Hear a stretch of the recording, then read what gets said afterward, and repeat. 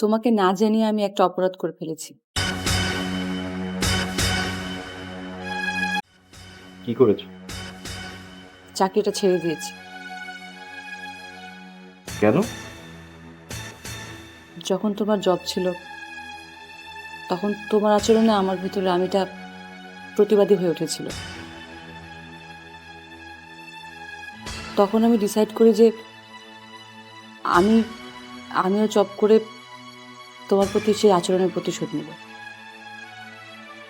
সিদ্ধান্তটা তোমার ভুল ছিল না।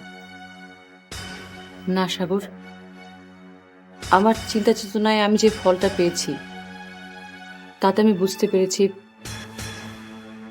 যাকে যেখানে মানায় তাকে সেখানে থাকা উচিত। ঠিক বলেছ, ভুল আমারও আছে। বাবার কাছে আমি যে সংসারে বড় হয়েছি, আমার বিবাহিত সংসার তার বিপরীত। বাস্তবতায় আজ আমি উপলব্ধি করতে পেরেছি সংসার জীবনটা পবিত্রতায় পরিপূর্ণ একটা ভালোবাসার ঘর,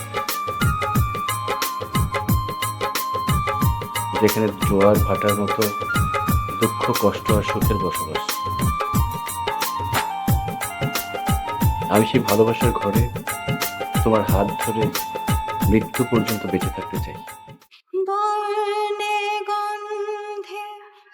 থাকবে পাশে। কি অদ্ভুত আমাদের দুজনের মতামত। ঠিক তোমার মতো আমি ওই কথাগুলো ভেবেই চাকরিটা ছেড়ে দিয়েছি। নদী, আমার এই ভালোবাসার ঘরে ভালোবাসা আনতে আমি যে কোনো কাজ করতে। কি করবে তুমি? রঙের আগুন তুমি যে রসের ধারা। আমি আমার ভালোবাসার ঘরকে প্রতিষ্ঠা করার জন্য দরকার হলে রিক্সা চালাবো।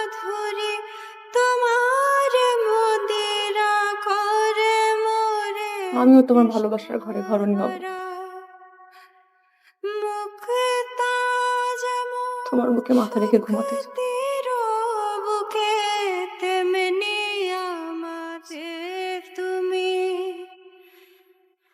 আমার পরাণে প্রেমের বিন্দু তুমি শুধু। রাধাকে কৃষ্ণ, লাইলিকে মজনু, শিরকে ফরহাদ, যে ছিল যেন বুঝবে না এ প্রেমে গভীরতা কেন।